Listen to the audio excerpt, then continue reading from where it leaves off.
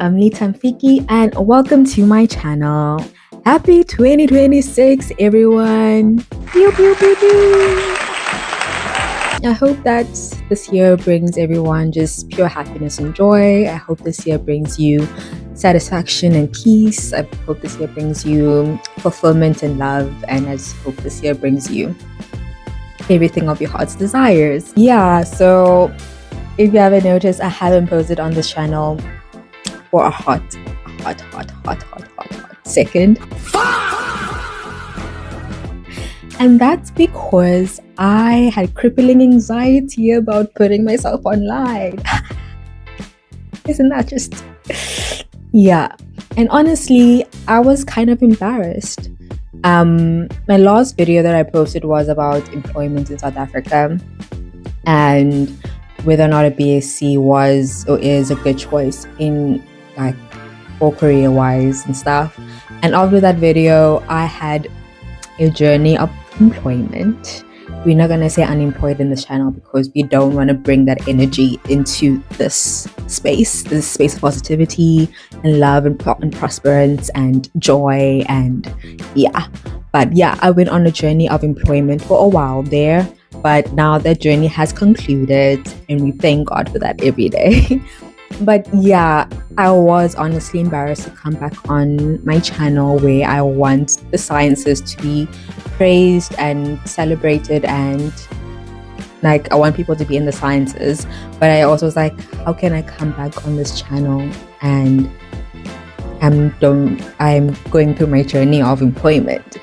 But yeah, I thought it would be a nice introduction for me just to get myself back into the space and get myself comfortable being on camera again to talk about my journey of employment. Drink every time I say journey, but drink water because it's getting very hot and we need to hydrate. So every time I say journey, take a shot of water. But yeah, so I just want to talk about that and also just kind of maybe give people a sense of one type of path that you can take post-degree and what that can mean for you as a degree holder. Before I start, I want to confess something to you guys because I feel like we're friends and I feel that, you know, I can trust you. I lied. Yeah, if I'm planning to title this video the way I titled it, I probably titled it something like my journey with the BSc or my employment journey with the BSc or what's the real value of my BSc or 7 years post my BSc, what is the value of wara. And I think you're catching on, I'm saying BSc a lot and I don't have a BSc. I have an MSc. Like okay, I hear the blues, I'm sorry. But yeah, I do think that's actually one of the things I want to touch on is that I do think the biggest flaw of a BSc is the sense of if you want to be employed, you have to have at least an honors in sciences for companies to kind of want to take you in post your degree. And I think that's a huge kind of flaw of why is that? I feel like if that's a known industry standard that BSc shouldn't be a 3-year degree, it should be a 4-year degree plus an honors tacked on it. I think it's very unfair that it's an exclusionary tactic. I think, no conspiracy me, I think it is an exclusionary tactic because the money to do additional education is not something that people can do regularly, and the time to do it is also not something people can do regularly. So I do think that, yeah, hot take, a BSc should be 4 years, not 3, and it should be a 4-year honors degree. So at least if someone has just a basic BSc within, they can enter the job market knowing that access won't get shut down to them because they don't have any sort of post-grad degree. But that's just my quick hot take before I go through my journey. But yeah, so let's get started. So we're gonna travel back to the back days of 2023. So I graduated with my master's at the end of 2023, and honestly I was so scared about what life was going to be after my degree. I was been pure in academia for so long, and there is a comfort of like knowing that, there's a comfort to knowing that stress of looking for a job is not really on you, because people are like, oh, you're a student and you need that time to study and stuff. So, but like now, I was like, oh shucks, should I just apply for a PhD so I can prolong this a little bit more? Because I'm like, I don't know if I'm mentally like have the capacity to look for a job, but I had to, because I had to be an adult, unfortunately. So for me, the job areas that I was kind of looking at was the things that I was hearing a lot during my honors and masters: clinical trial work, scientific research work, medical writing work. That kind of stuff were things that I were kind of verbiage that I was familiar with and always hearing. So I applied everywhere. And I think the biggest tip that I would give to anyone applying for a job would be to cater your CV to the position that you're applying for. I know there's a saying that, applying for jobs is a job for itself. And that is true. Applying for jobs is a job by itself. You have to look at every job description and you have to tailor your CV to exactly what they are looking for. Use the right verbiage, highlight the right things in the right positions, because a job can have or your degree can hold so many facets in it, but you have to pick out the key skills that you see you will fit for the job that you are writing or applying for. So that's tip number one. If I'm doing a tip list here, apply, tailor your CVs to the job. So that was kind of my first hurdle that I had to go through, of learning that I can't just have one standard CV. I have to keep on writing CVs, which was so much fun and did not cause me anxiety at all. So that was that. And for the whole of December, Jan, Feb, I was not getting anything back, and I was feeling so disheartened and feeling so ashamed. I was feeling the guilt of, oh my goodness, my parents have worked so hard for all their lives to help me get to all the things that I've gotten in my life, and now I'm failing them. And oh my gosh, did I make the right decision? Did I waste 7 years of my life doing this degree? Did I waste so much time investing in this degree and nothing's gonna come out of it? What did I not catch the signs properly? Did I not catch the vibe properly? Did I miss something? And I was panicking, and then something popped up. It was an internship for a huge CRO company. Now, if you don't know what a CRO is, it's a clinical research organization. So these companies are usually companies that, if, for example, a clinic is holding a clinical trial for bladder cancer, and they need to find a certain population type in a certain age group in a certain area, and they need to kind of have someone facilitate that for them. A CRO would help facilitate for them. So they would find good recruitment areas that would help them with their recruitment. They'll help them find them that trial experts would find, it would kind of facilitate the whole clinical trial experience. So by the grace of God, I got an internship for a huge CRO company. I got a project management internship there. And when I got that internship, I was like, oh my goodness, thank you, God. I'm set, because I started stalking every single person who ever got that internship. And I saw the majority of them got long-term positions after their internships. I was like, oh my gosh, yes, I'm set. I'm gonna be a project management analyst. That's my life now. What's a project management analyst? I was like, project management? But I have science. I do science. What is that? And it's basically it's project management of clinical trial. trials are not just run by scientists, they're ran by a cohort of people who need to help things moving. Also, it's like I viewed clinical trials purely from a scientist view, so kind of purely on trying to make sure that ethics are done properly, trying to make sure that patient, like they're making sure that like the science of things run properly. I've never actually viewed science in the business sense of it. And I think that internship really helped me kind of see the corporate part of science and the money making part of it, because honestly, like, even though I'm like really heal the world type of girl, like I want everyone to have access to everything all the time, I do understand that everything is a business and businesses need money to like run. So it was really kind of nice to see the corporate part of sciences. So yeah, so thankfully I got that internship and I learned a lot. And the biggest thing that I got from that internship was networking. I think it opened up, obviously, a huge international company. I have access to it now. Like I'm in their system. I can go around. I can ask around in the company about CRO work, CRA work, CRT work, regulatory work. I was like, yeah, like even if things didn't work out, I was like, at least I'd have that. But in my mind, still, I was like, but like everything's gonna be okay, because everyone got a job after this. So why wouldn't I get a job after this?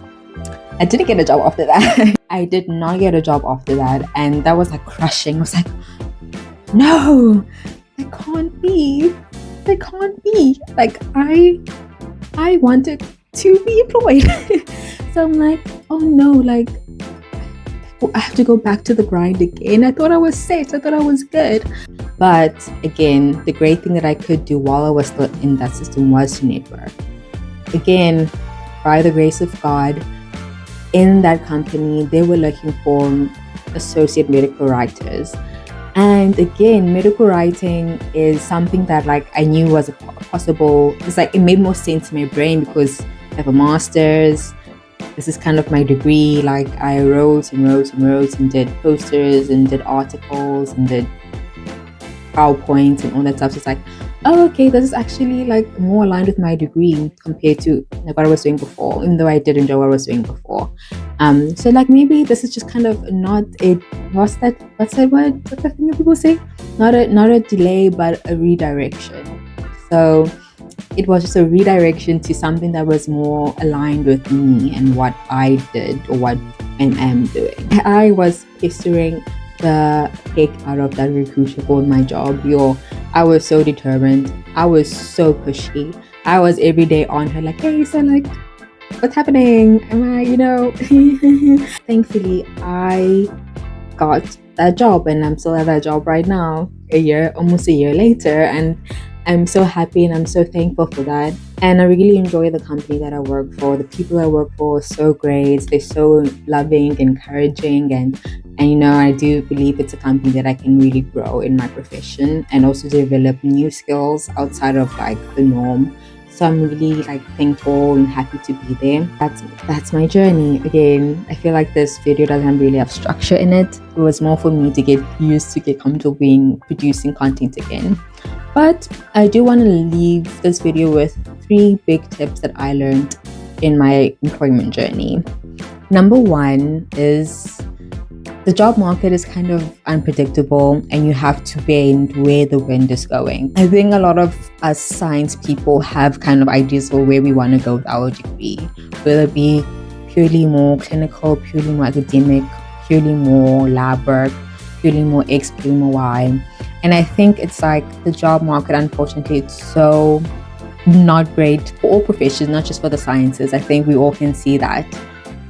Like, there's a lot of underemployment, which is people getting hired for jobs that are below their skill range, but it's like the only jobs that are available that are paying. And I think it also sucks because also the job market, it's so kind of what's in need right now. Because I know during COVID, the sciences were booming. Sciences were like the girl. Like everyone wanted to do sciences. And like post-COVID, obviously that has dips because, the need for that isn't as much as it was before, but like we're always going to need science in society. So I think that's the number one. Go where the wind goes. So go where the wind blows. So number two, any space that you find yourself in, network the heck out of it. Make friends with people, email people, contact people, reach out to people. I know that our generation, because I'm young and hip and fresh, even though I'm 27 years old, but I know like younger people or like Gen Zers, we are kind of people adverse. We don't really like talking to people. We don't really like engaging with people. People are scary. Let's not do that with people. And I get that because of same. But I think we have to put on our big girl, big boy pants and actually talk to people. Feel free to message that person on LinkedIn that you want their job, want their type of job, and message them and ask them like, hey, like, how did you end up in this field? What step did you take? Like, what degrees, or do you have to do any additional degrees or diplomas or certificates for your position? Like, what did you have to do? Like, be okay to reach out to people. I know on my LinkedIn, people have reached out to me and asked me for advice and asked me for stuff. And I try my best to give them what I know. Maybe now I just send them the link to this video. But now I won't, because that's rude. But like, people have asked me about how I got to where I am. And I think it's okay. Like, I think people are nicer than you think they are. And people are willing to help you. You just have to be brave enough to ask. So yeah, network. Go out there. Yeah, and tip number 3 I would suggest is don't be so harsh on yourself. Like, I think especially when you enter a non-traditional degree like the science or humanities, or like a degree that doesn't have a set career outside of it, there is this spread of feeling that you made the wrong decision. And the truth is, the safe degree is dead. That doesn't exist anymore. All fields, all professions are all struggling. I go on LinkedIn and I see lawyers looking for jobs. I see doctors looking for jobs. I see teachers looking for jobs. I see big professionals looking for jobs. So I think honestly, be kind to yourself and know that the job market is just not friendly for everyone, and be kind to yourself and be confident in your degree, because your degree is powerful because you are an educated person. You are above the fray already just having that piece of paper. So don't doubt that and go into those spaces knowing that. That's all for me on that. If you made it this long, please comment a book emoji. I think they have that. If you made it this far, comment a book, please. Let me know that you actually reached all the way in this section. If you did, oh my gosh, look at you, attention span. Look at you. You can pay attention to long form content. Hey, congrats. But if you want to talk about anything sciences, whether it comes to employment or degrees or anything in between, please let me know in the comments down below. I see I have a lot of comments I have to go and respond to because I have been actively avoiding this channel for so long. But if there's anything that you like for me to respond to you more quicker, I would always suggest Instagramming me or LinkedIning me, because I'm most likely going to respond to you there than on my YouTube comments. But if you have any burning questions, please feel free to contact me on those platforms. I'll leave a link to them below. And yeah, let me know if there's anything in the sciences you'd like to talk about. I have some plans that I want to talk about. I want to talk about universities versus technicons. I'll talk about the life sciences, because I feel like when the sciences are talked about, it's more kind of the techie ones, like the computer sciences and the biomechanics and the statistics. And those are still like life science adjacent, but I want to actually talk about like life sciences and see like what is there about and what's that about. I also just want to talk about education in South Africa and fairness and unfairnesses of it, and what can we do as South Africans to make it a more equitable system. But yeah, that's just me. Yeah, my little soapbox. But if any of that does interest you, please feel free to come back. and motivate me and harass me to actually post videos, because I won't do it if people don't make me cry about it. But anyway, thank you so much and have a good day further. Bye.